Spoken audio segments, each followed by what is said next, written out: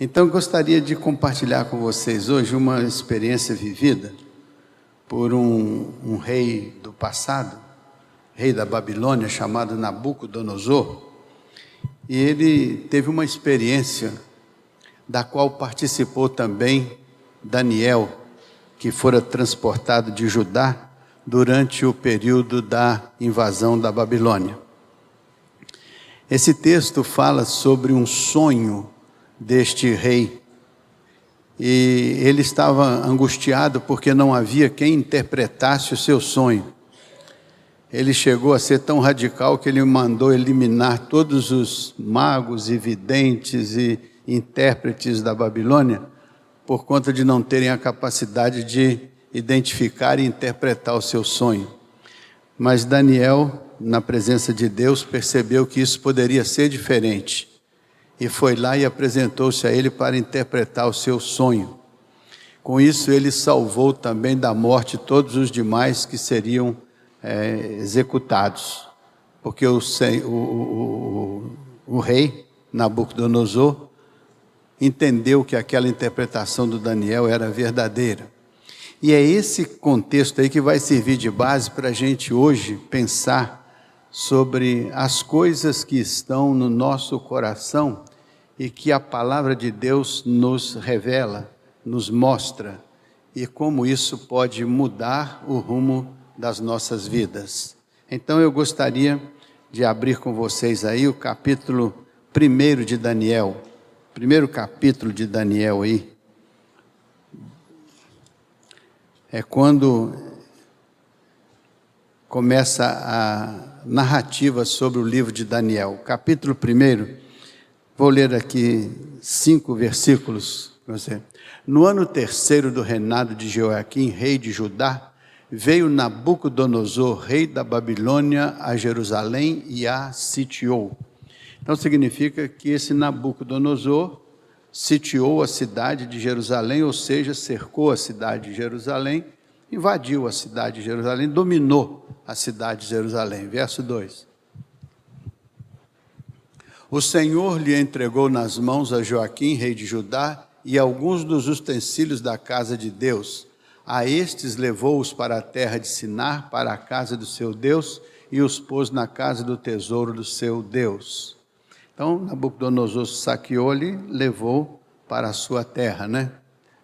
Disse o rei a Aspenaz, chefe dos seus eunucos, que trouxesse alguns dos filhos de Israel, tanto da linhagem real como dos nobres. Então, o que Nabucodonosor disse? Olha, eu quero que vocês tragam de Jerusalém aqueles jovens mais especiais, da linhagem real, também como da linhagem dos nobres, né? Veja o que aconteceu. Jovens sem nenhum defeito, de boa aparência, instruídos em toda sabedoria, doutos em ciência, versados no conhecimento e que fossem competentes para assistirem no palácio do rei e lhes ensinasse a cultura e a língua dos caldeus. Então, o que Nabucodonosor queria? Trazer os jovens principais, os doutos, o filho da nobreza, né? Levasse para lá. Mas que fossem pessoas com esse conteúdo, pessoas sem nenhum defeito, né? Pessoas de boa aparência, instruídos em toda sabedoria, doutos em ciência, versados no conhecimento e que fossem competentes para assistirem no palácio. E aqueles a quem fosse possível ensinar a cultura dos caldeus. Então, o que Nabucodonosor estava fazendo? Ele estava importando para a Babilônia mentes brilhantes de Jerusalém, especialmente a juventude e aqueles que tinham estas características. Então, deveriam ser levados como cativos para a Babilônia, para servir no palácio do rei e que pudessem ser ensinados na cultura dos babilônicos, né? Verso 5. Determinou-lhes o rei a ração diária das finas iguarias da mesa real e do vinho que eles bebia, e que assim fossem mantidos por 3 anos, ao cabo dos quais assistiriam diante do rei. Então o rei mandou dar um atendimento especial a esses jovens, alimentá-los, né, prepará-los, para que ao cabo de 3 anos pudessem servir lá na presença do rei. Vamos dar mais um passo aí. Entre eles se achavam dos filhos de Judá, Daniel, Ananias, Misael e Azarias. Esse Daniel e esses três estavam entre os que foram levados cativos, mas o destaque é para Daniel, Ananias, Misael e Azarias. Aí, o que vai acontecer daí é que eles vão oferecer essas iguarias do rei, para eles se alimentarem. Porque diz a Bíblia que eles não queriam se contaminar com os manjares do rei. Então eles queriam manter a sua identidade, mesmo na condição de escravos, mas não queriam os benefícios da Babilônia, porque entendiam que isso seria contaminar-se com os manjares do rei. Então eles ficaram ali e os comandantes lá da prisão ficaram preocupados. Se vocês não se alimentarem bem, quando forem se apresentar perante o rei, vai acontecer dele achar que vocês estão mal alimentados e vão culpar a gente como quem não deu atenção especial a vocês. Aí o Daniel disse, não, faça o teste. Se ao final de um tempo a gente não estiver bem, a gente muda a situação. Mas se a gente estiver bem, você fica tranquilo, porque nada ali acontecerá. No final do tempo, eles estavam melhores do que os outros que se alimentavam com os manjares do rei. Então eles estavam bem nutridos, estavam fortes, estavam saudáveis, de modo que isso aconteceu sem que os responsáveis pela prisão fossem chamados a atenção. E assim se deu esse fato. Agora eu gostaria que você adiantasse a leitura, verso 9. O que Deus deu a Daniel para ele resistir junto com os seus participantes? Ora, Deus concedeu a Daniel misericórdia e compreensão da parte do chefe dos eunucos. Deus deu para Daniel uma atenção especial para que ele tivesse misericórdia e compreensão da parte daqueles que deviam julgá-los. Então Deus estava cuidando dele dentro da prisão, dentro daquele contexto, porque Deus tinha um propósito na vida do Daniel. Sabe o que acontece? Muitas vezes a gente está numa situação de adversidade e a gente só olha para a adversidade. Mas aqui Daniel estava na adversidade, ele tinha sido transportado de Judá para a condição de escravo na Babilônia. Mas olha só, a mão de Deus estava cuidando do Daniel, mesmo dentro da sua adversidade. É importante a gente entender que quando Deus tem um cuidado especial conosco, nos dias bons e felizes da nossa vida, Ele não nos abandona por causa das adversidades que às vezes acontecem e que às vezes são até involuntárias. Mas Deus, o Deus do Daniel, Ele caminhou com Daniel nos dias bons e felizes, caminhou com Daniel nos dias adversos, nos dias complexos. Ele estava com Daniel dentro da prisão. Quando Daniel foi lançado na cova dos leões, diz a Bíblia que ele estava com Daniel dentro da cova dos leões. Significa que Deus não tirou aquele momento doloroso da vida do Daniel, não tirou a cova da vida do Daniel. Mas importante é a gente notar que mesmo dentro destas dificuldades, Deus estava presente. Não tirou a cova, mas deu o livramento. Não tirou a situação difícil, mas estava preparando Daniel para algo que viria a seguir, que é basicamente o que eu quero compartilhar com os irmãos. Às vezes Deus está preparando a sua vida para algo especial. Deus está preparando a sua vida para algo melhor, mesmo que no momento você esteja passando uma dificuldade ou uma luta. Mesmo que nesse momento alguma coisa não lhe pareça tão clara. Mesmo que nesse momento alguma coisa não pareça tão transparente como você gostaria de ver, enxergar. Mas não perca de vista que mesmo que você não saiba, Deus está presente, porque Deus estava trabalhando na vida daqueles homens para que eles aceitassem a condição de Daniel. Deus estava trabalhando com os que aprisionavam para que eles fossem misericordiosos com aqueles sobre quem Ele estava com a sua boa mão. Entenda que muitas vezes você não vai entender, mas Deus vai estar trabalhando com pessoas até que você não conhece, não sabe, com cenários que você não conhece, com situações que você não conhece, mas dentro desta situação a mão de Deus está presente, cuidando da vida de Daniel, como está presente cuidando da sua vida, como está presente cuidando do seu passo a passo.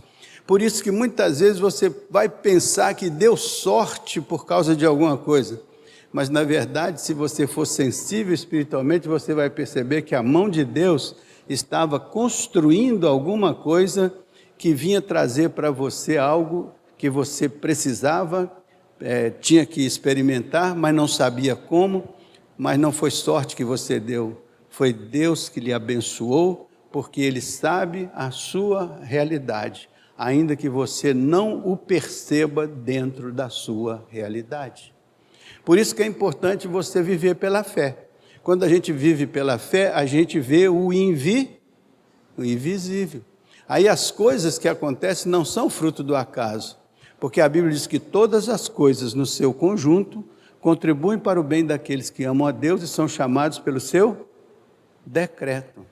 Então, se Deus o tem chamado, se você tem sido uma pessoa cuja identidade com Deus é efetiva e é verdadeira, Deus está olhando por você, mesmo que você não perceba, mesmo que você não saiba, Deus está agindo na sua vida.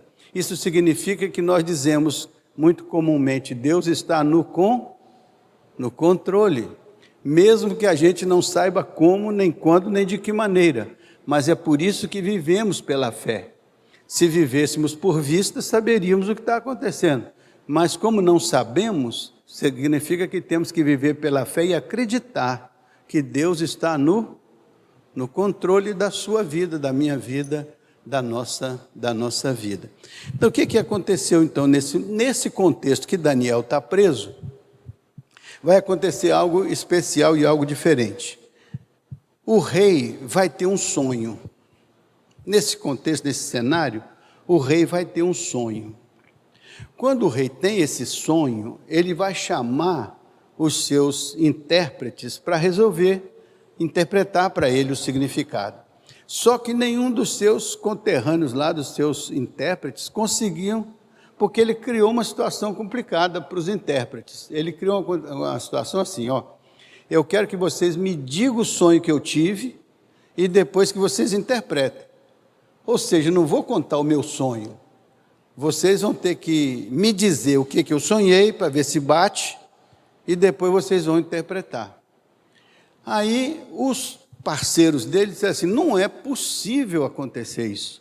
Não é de modo nenhum possível que isso aconteça. Mas eles falam da seguinte maneira, olha, rei, ninguém, humanamente falando, pode realizar isso que o senhor está pedindo. Só os deuses, mas os deuses não moram entre os homens. Só os deuses poderiam identificar isso. Depois você acha isso aí no versículo aí e me diz. Só os deuses poderiam identificar isso, mas os deuses não moram entre os homens. Olha, a coisa que o rei exige é difícil, e ninguém há que a possa revelar diante do rei, senão os deuses, e estes não moram com os homens. Olha o que esses intérpretes disseram. Humanamente falando, nós não temos que fazer. Só os deuses, mas os deuses não moram no nosso meio. Os deuses não estão presentes na nossa realidade. Eles estão fora da nossa realidade. Então não há como resolver esse problema do Senhor. Olha como isso difere da nossa fé. Deus é o nosso refúgio e fortaleza, socorro bem presente nas nossas adversidades.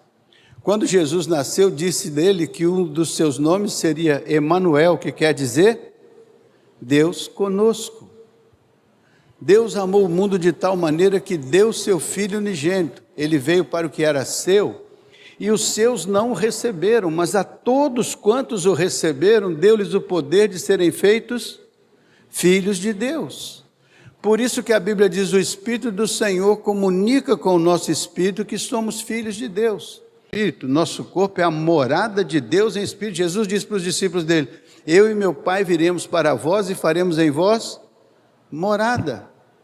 Paulo diz, o corpo de cada um de nós é templo do Espírito Santo. Deus não habita em templos feitos por mãos humanas, mas a habitação de Deus em Espírito é a vida de cada um de nós. Por isso que juntando a nossa vida se constitui o corpo de Cristo, do qual Ele é cabeça. Então é a presença de Deus no nosso meio, bem diferente da Babilônia, que dizia: os deuses não habitam com os homens, os deuses não vivem entre nós. Mas aqui no contexto de Daniel, Deus é um Deus presente, é um Deus que usa de misericórdia com aqueles que temem o seu nome, é um Deus que intervém na história para apresentar a você uma resposta especial daquilo que é a angústia do seu coração. Então, lá está no verso 11, 2:11, né? Então, veja só, 12, bota o 12 aí. Então o rei muito se irou e enfureceu, e ordenou que matassem a todos os sábios da Babilônia. O que ele falou? Rapaz, se vocês não têm condições de fazer isso, e se os deuses não vêm aqui fazer, então vocês para mim são inúteis. Eu quero eliminar essa casta da minha relação. É duro, é pesado, mas o rei ali tomou essa decisão. Veja o verso 13. Saiu o decreto segundo o qual deviam ser mortos os sábios, e buscar a Daniel e aos seus companheiros para que fossem mortos. Então Daniel estava incluso no contexto. Se ele vinha de Judá como um sábio, como um intérprete, como uma pessoa ilustrada, né? Agora ele fazia parte daqueles que não tinham condições de resolver.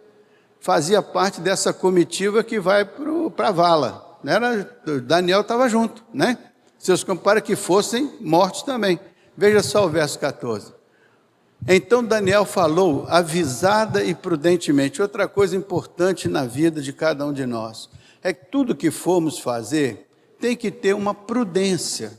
Daniel, embora tivesse consciência do poder de Deus, era uma pessoa muito prudente, muito cuidadoso no que fazia, muito atencioso sobre a ação de Deus na sua vida. E Daniel falou àquele senhor lá, Arioque, né, chefe da guarda do rei, que tinha saído para matar os sábios. Então Daniel falou com aquele que tinha ido executar os indivíduos lá. Veja o que Daniel falou, verso 15. É importante vocês lerem a Bíblia e depois vocês ficarem pensando, refletindo.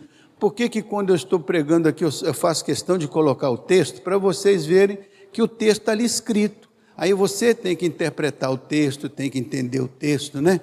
Disse a Arioque, encarregado do rei: por que é tão severo o mandado do rei? Então Arioque explicou o caso de Daniel. Daniel perguntou: por que é tão severa essa punição? E aquele indivíduo responsável explicou o caso a Daniel. Veja o verso 16. Assim, foi Daniel ter com o rei. Então o que o Daniel fez? Foi ter com o rei e lhe pediu designasse o tempo, e ele revelaria ao rei a interpretação. Daniel falou assim: dê um tempo, porque o Senhor vai ter uma resposta da sua indagação. Dê um tempo. Muitas vezes a gente tem que dar um tempo. Para fazer o quê? Para consultar a Deus sobre que decisão a gente vai tomar, sobre que caminho a gente vai escolher, sobre como Deus vai nos mostrar o que devemos fazer, como devemos fazer. Tem gente que tem resposta pronta para tudo, na hora. Isso significa uma imprudência, diferente do que Daniel tinha.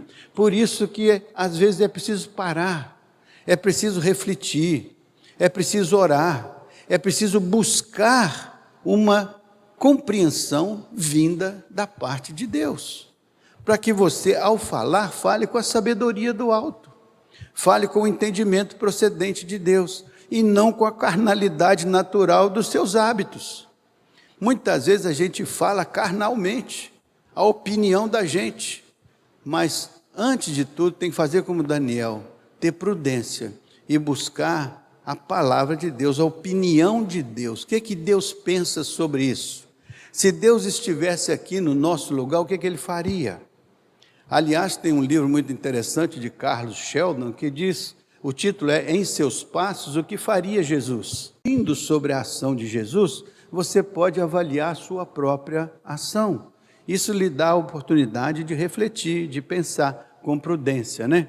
Então, veja o verso 17, como que Daniel vai tratar essa questão diante do rei. Então Daniel foi para casa e fez saber o caso a Ananias, Misael e Azarias, seus companheiros. O que o Daniel fez? Voltou para casa, reuniu seus irmãos, reuniu seu grupo pequeno, o grupo pequeno, não é assim? Você tem um grupo pequeno? Você costuma reunir seu grupo pequeno para orar? Para interceder uns pelos outros? Para tratar de questões importantes espiritualmente falando? Então a nossa igreja tem 9 grupos pequenos, e cada grupo pequeno se reúne semanalmente. Aí está, ó, Ananias, Misael, Azarias, eram companheiros de Daniel, e Daniel foi procurar o seu grupo pequeno, para tratar dessa questão importante. Olha o que acontece ali, verso 18, para que pedissem misericórdia ao Deus dos céus sobre este mistério. Eles foram ali reunidos, o grupo pequeno, para quê? Para buscar a direção de Deus. É você, sua família, é um grupo pequeno, onde você se reúne e deve se reunir para buscar a direção de Deus sobre as coisas misteriosas da vida, sobre os problemas, sobre as dificuldades. É isso que Daniel fez, reuniu o seu pessoal, a fim de que Daniel e seus companheiros não perecessem com o resto dos sábios da Babilônia. O que eles queriam fazer? Senhor, vai haver uma matança, nós queremos estar fora disso, e a única maneira é mostrar, eles pensam que os deuses não habitam com os homens. Nós entendemos que o nosso Deus habita conosco, interfere na nossa vida, interfere na nossa realidade. Então, Senhor, tem misericórdia de nós e nos dá uma revelação para que a gente possa sair desse imbróglio com a Tua direção e com a Tua liderança. É a melhor maneira de sair de qualquer complicação, é sair com a liderança e a direção do Espírito Santo. É isso que faz a gente ser sábio. É quando a gente entende que a sabedoria vem do Senhor. E a gente tem humildade de consultar o Senhor. Não vai metendo os pés pelas mãos, mas vai humildemente buscar os companheiros, orar e pedir ao Senhor uma solução para resolver aquilo que parece difícil, que aqui na Bíblia ele chama de mistério. Verso 19, olha o que acontece lá. Então foi revelado o mistério a Daniel numa visão de noite.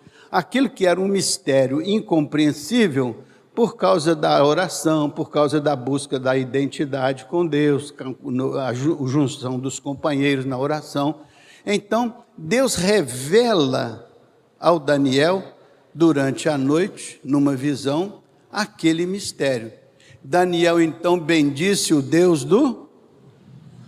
É muito importante quando você tem uma visão, uma compreensão, uma inteligência para solucionar um problema, não pense que foi a sua grande capacidade. Na verdade, se você orou, se você está colocando a sua vida no altar, então parte de Deus, a visão que vai te ajudar a esclarecer as coisas, e você tem que ser grato a Deus, porque você reconhece que aquele entendimento, aquela visão, aquela compreensão foi procedente de Deus. Por isso que o seu coração agradece, por isso que o seu coração bendiga o nome do Senhor, bendiga o Senhor todos os benefícios que você tem alcançado. Tudo que há em você, bendiga o nome do Senhor. É bendizer ao Senhor pela presença do Senhor e pela revelação do Senhor ao coração dos seus servos, porque Deus fala conosco todo o tempo, e a Bíblia diz que Ele fala conosco durante a noite até ouvirmos as suas canções.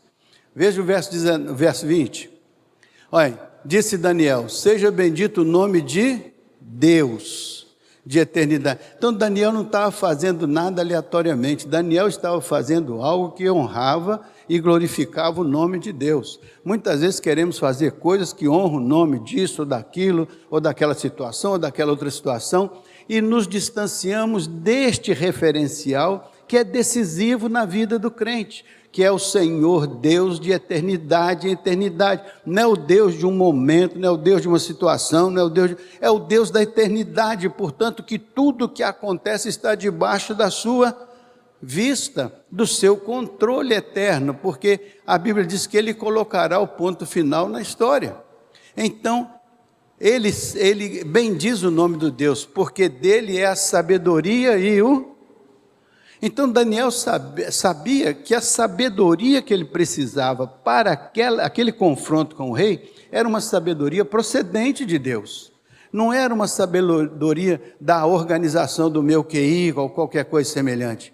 Tem uma intervenção de Deus na nossa vida quando as coisas precisam ser procedentes dele para encontrarmos soluções inteligentes para a nossa vida, para resolver problemática difícil da nossa vida. Deus se revela e dele vem a sabedoria e vem o empoderamento para você decidir, fazer a escolha, agir, atuar, realizar, edificar, construir. É nesse sentido que Daniel então se coloca diante de Deus, reconhece o poder de Deus e agora vocês vão ver o resultado. Quer ver o verso 21? Vamos para frente. Diz assim: é ele quem muda o tempo e as estações, remove reis e estabelece reis. Ele dá sabedoria aos sábios e entendimento aos... Então Daniel tinha essa consciência, não sou eu que removo o rei, nem boto o rei, nem tiro o rei, é Deus que faz isso. É Deus que opera no mundo, na história, e Ele opera através de pessoas, e Ele então se coloca como uma pessoa que pode, nas mãos de Deus, exercer algo que vai glorificar o nome de Deus e vai abençoar na solução de um problema. Então veja só, Ele dá entendimento aos inteligentes. Se você é inteligente, você é uma pessoa inteligente? É, sim ou não? Sou uma pessoa inteligente. O que a pessoa inteligente faz? Busca o entendimento procedente de Deus. Isso é inteligência. O temor do Senhor é o princípio da sabedoria.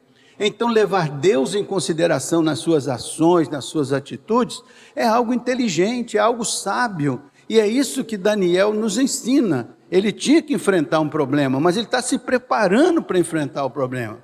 Ele está se qualificando diante de Deus para enfrentar o problema. Tem gente que quer enfrentar o problema de qualquer maneira, sem levar Deus em consideração. Vai ter uma obra carnal como outra qualquer. Então, é importante se preparar espiritualmente para enfrentar as agonias e dificuldades da vida. Veja o que vai dizer o texto mais adiante. Então, ele revela o profundo e revela o escondido. Conhece o que está em trevas e com ele mora a luz.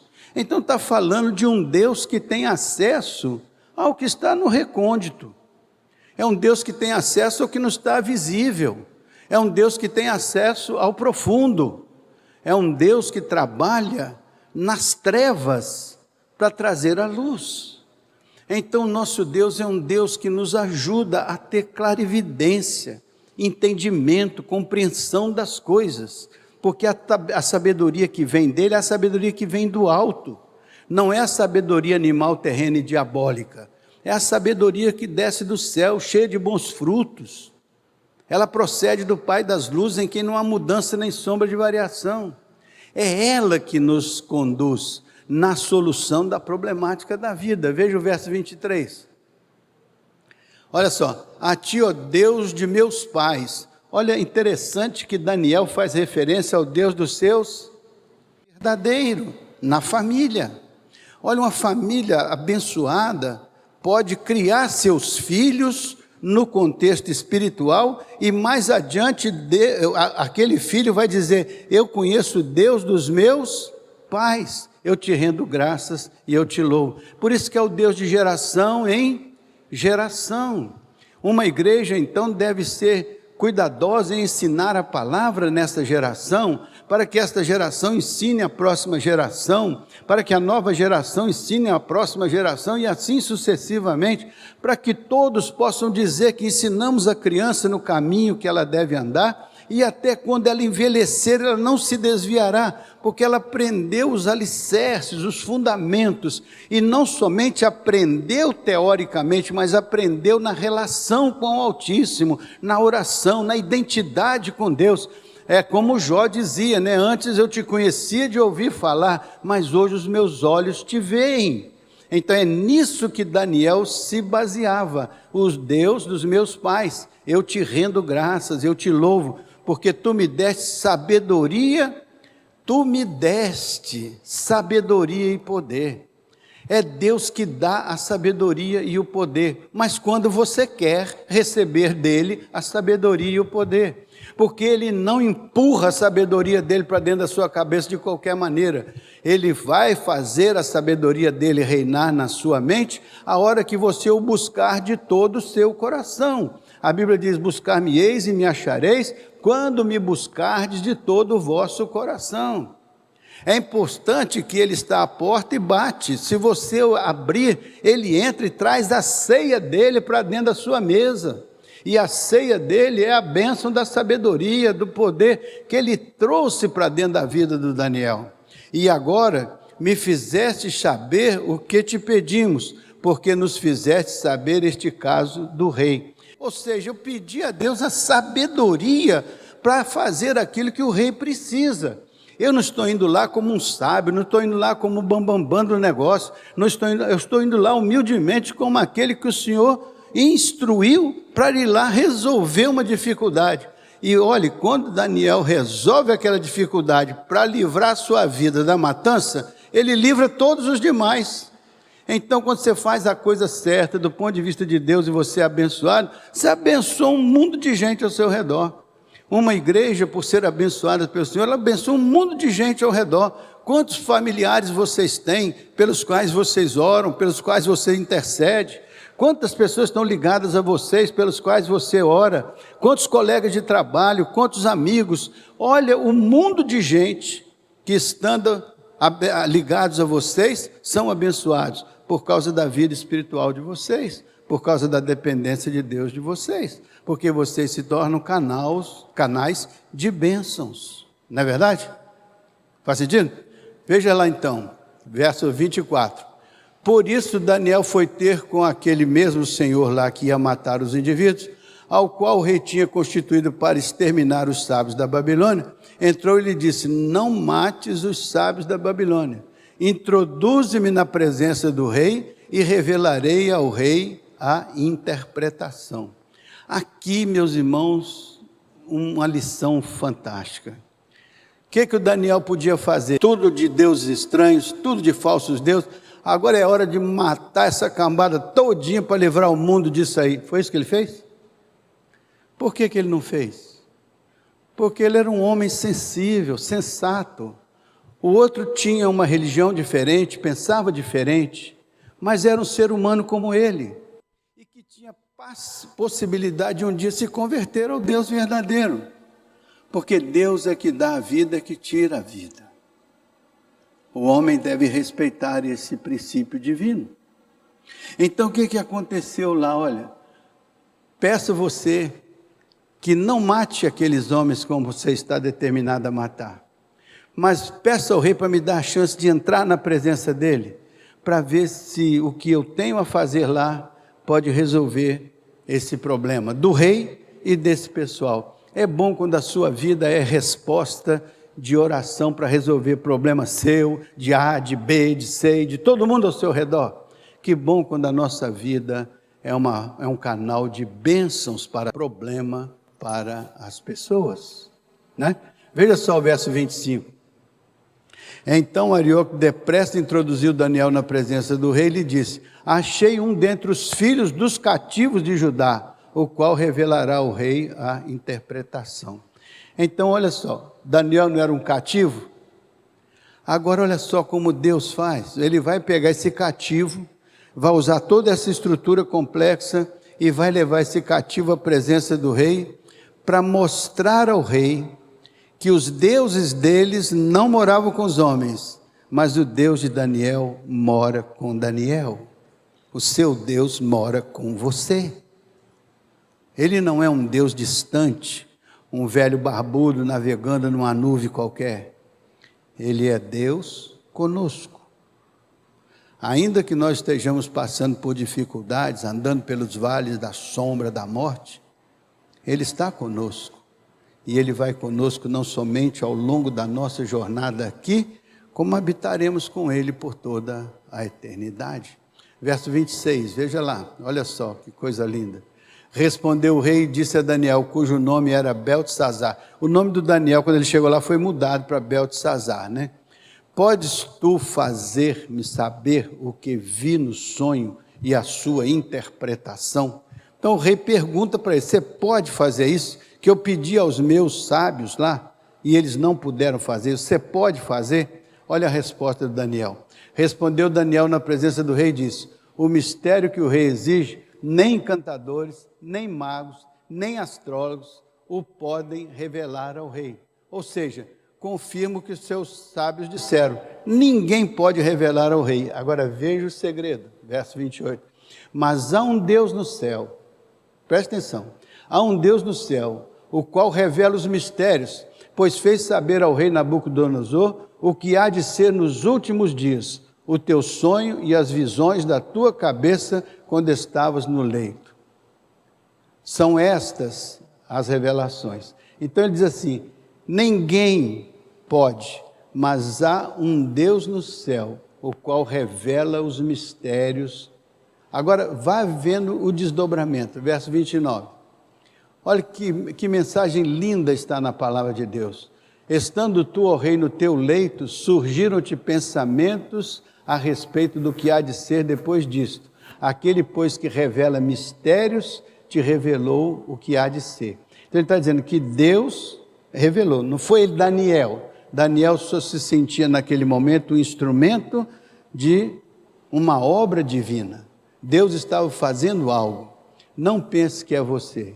Você só é aquele instrumento que Deus usa para, através de você, abençoar as pessoas. Veja lá o passo seguinte, olha só. E a mim me foi revelado este mistério. Então Daniel entende que Deus ia fazer algo, mas estava usando a vida dele. Deus faz algo importante no seu contexto, usando a sua vida. Então entenda que a glória não é sua, a glória é de Deus. Jesus diz, Pai, eu glorifiquei-te na terra, tendo consumado a obra que o Senhor me deu a fazer.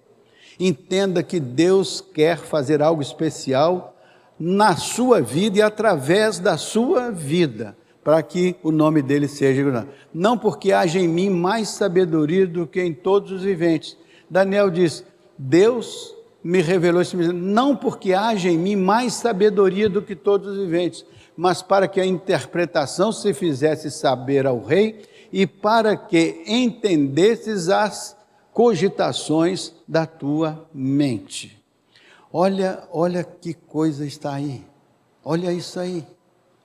Então, o que é a minha interpretação? É para que Deus revele o que está dentro da sua mente, rei. Porque o seu sonho é o seu sonho. O seu sonho é o que está dentro da sua cabeça. O seu sonho é o que está dentro do seu coração. Então, o que Deus quer? Ele quer mostrar a você quem é você, o que você pensa, o que está dentro da sua cabeça. Ele quer revelar a você quem é você.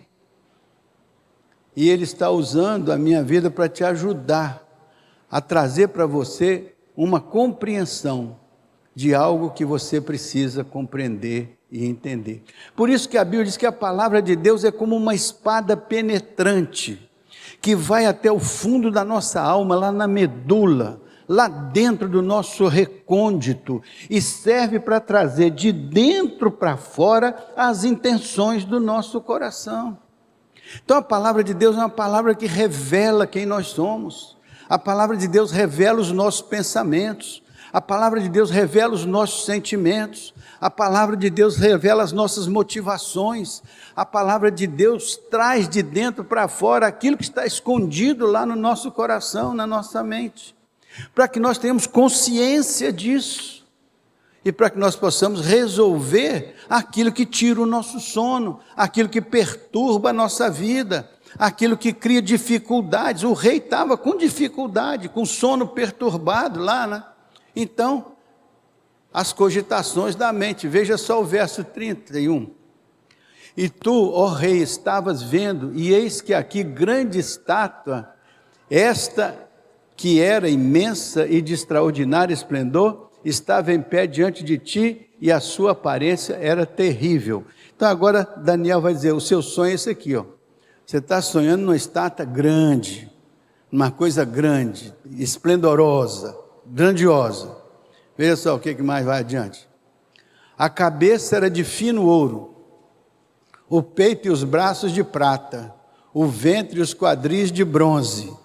Então, Daniel vem descrevendo de cima para baixo, a cabeça de ouro, braço, prata, bronze. Olha como ele termina de descrever a estátua. As pernas de ferro, os pés em parte de ferro e em parte de barro. Olha a estrutura daquilo que era o sonho do Nabucodonosor.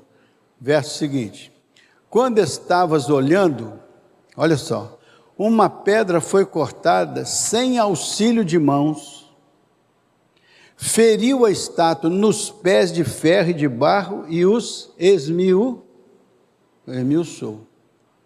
Então esse é o sonho, seu sonho, rei. Você está sonhando com essa estátua, esses pés vulneráveis.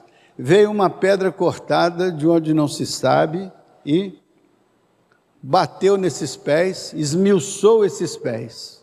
Olha o que aconteceu, verso 35. Então foi juntamente esmiuçado o ferro, o barro, o bronze, a prata e o ouro, os quais se fizeram como a palha das eiras no estio, e o vento os levou, e deles não se viram mais vestígios, mas a pedra que feriu a estátua se tornou em grande montanha que encheu toda a terra. Então, qual que era o sonho do nome? Era uma estátua forte e poderosa, pés de barro, e então veio uma pedra e pá, derruba não só os pés, mas derrubou a estrutura embaixo e o edifício todinho ruiu, a estátua inteira caiu. Aí uma palavra para a gente refletir: como é que é o fundamento da sua vida? Quais são os fundamentos dos seus sonhos? Quais são os fundamentos da sua identidade? Qual é a base da sua vida? Qual é a base da sua família? Qual é a base da sua igreja? Qual é a base da sua sociedade? Qual é a base em cima da qual você está construindo seus castelos brilhosos de ouro? Qual é a base em cima da qual você está construindo a sua força? Qual é a base em cima da qual você está construindo o seu poder? Qual é a base? Essa base se sustenta na provação? Essa base se sustenta no julgamento de Deus? Essa base se sustenta.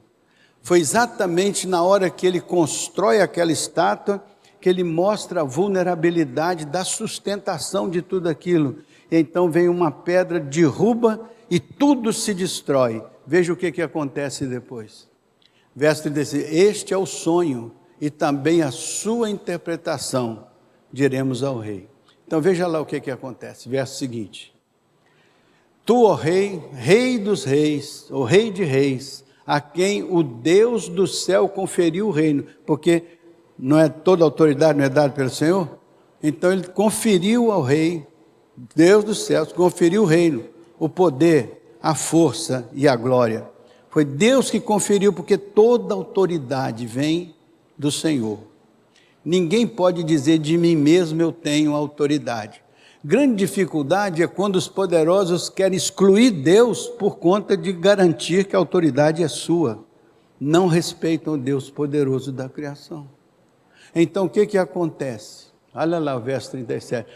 Olha lá, cujas mãos foram entregues aos filhos dos homens, onde quer que eles habitem, e os animais do campo e as aves dos céus, para que dominassem sobre todos eles. Tu és a cabeça de ouro.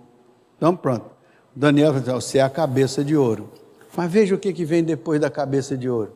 Depois de ti se levantará outro reino inferior ao teu, e um terceiro reino de bronze, o qual terá domínio sobre toda a terra. Verso 40. O quarto reino será forte como o ferro, pois o ferro a tudo quebra e esmiuça. Como o ferro quebra todas as coisas, assim ele fará em pedaços e os esmiuçará. Veja só o que acontece depois. Quanto ao que viste os pés e dos artelhos em parte de barro de oleiro e em parte de ferro, será esse um reino dividido, contudo haverá nele alguma coisa da firmeza do ferro, pois que viste o ferro misturado com o barro e o barro de lodo. Verso seguinte. Como os artelhos dos pés eram em parte de ferro e em parte de barro, assim por uma parte o reino será forte e por outra será frágil. Veja só o próximo.